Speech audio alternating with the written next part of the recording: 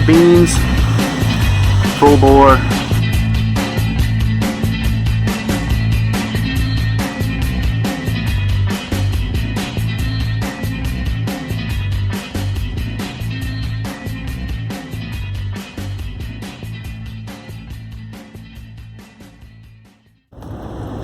Welcome back, YouTube family.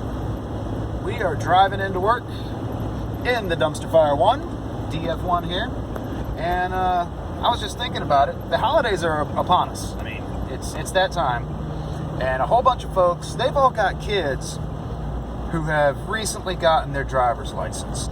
This video is for you. You don't have to have them driving around in your car, risking it. Scratching it, denting it, spilling things in it, getting tickets in it because it's fast, whatever. This is going to be 5 reasons the Jeep Cherokee should be your kid's first car. Reason number 1, they are simple. Anybody can work on them. They're a great platform for an inexperienced driver who needs to know how to take care of a vehicle to learn how to take care of a vehicle. All the basic systems are there. An engine, a transmission, drivetrain, axles, brakes, cooling system, steering, all that stuff, that's common to cars. The way those things work, they work pretty much the same way across most cars in the automotive world. And as part of being simple, they're not going to be overloaded with technology. Anyone who drives needs to know how to work on their vehicle, and having a simple, easy to work with vehicle is a good way to start with that. That's one reason why a Cherokee should be your kid's first car. Reason number 2, well, they are not fast. 0 to 60 on my Cherokee, I have no idea. I've never even really tried it. I can't even make the thing rev to red line before it shifts. But, I mean, relatively speaking, back when these came out with the 4-liter, back in the end of the 80s, even with the Renix ones, everyone thought, wow, those are pretty quick. They got some pep. Well, in the modern parlance, not really. I mean, it's not unusual for your family grocery getter to be able to run a sub 7-second 0 to 60 time. When you get down to it, that's pretty quick. I mean, that's 60s era muscle car quick. I mean, it's cool that technology is there, but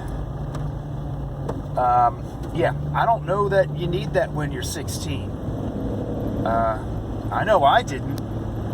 Hell, I had a 1984 Toyota Corolla, I think, that made, 70 horsepower, and I had, plenty of opportunities to drive that little thing with its 14-second 0 to 60 time at speeds that it shouldn't have been driven in Mexico. Reason number 3. You will actually need to learn how to drive.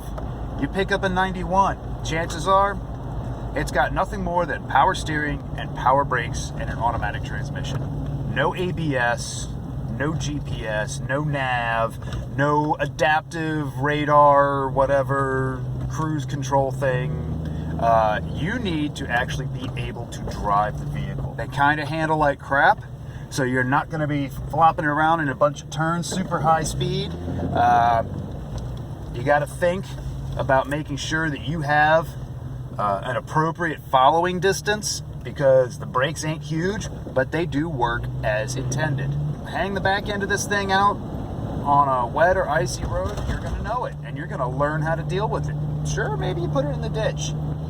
No big deal. Pop it in 4-wheel drive, and it'll pull itself out in most cases. But yeah, it's not a nanny. It's not going to take care of you. You will learn how to drive. There's all sorts of things that you can learn by driving a car with no ABS,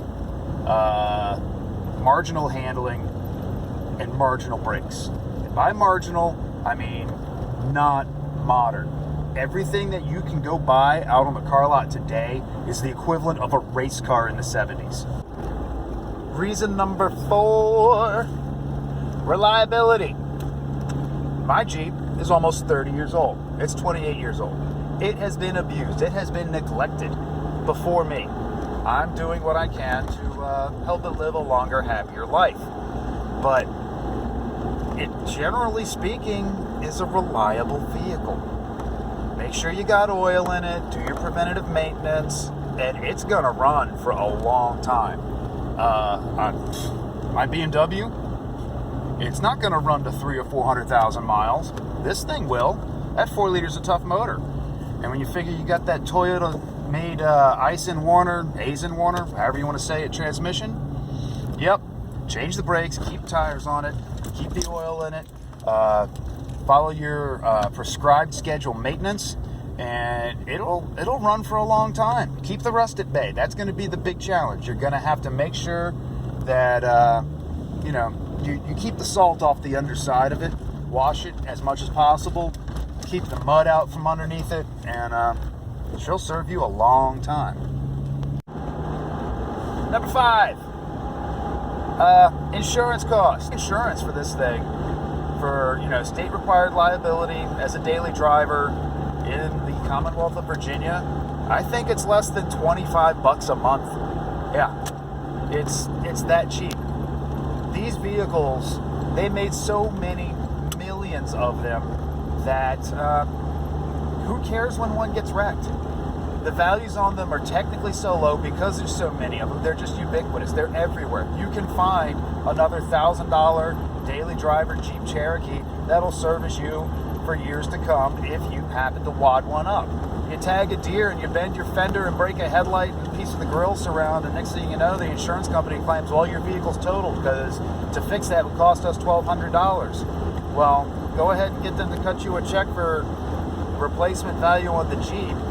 Keep the Jeep and then spend the money on parts for it, for like a lift or something like that. It makes total economic sense to use one of these things as your kid's first car. And the wild card, there's always going to be a bonus on these kinds of things, I bet. Jeeps are fun. When you have fun owning something and working on it and messing with it and modifying it, you're using up your money.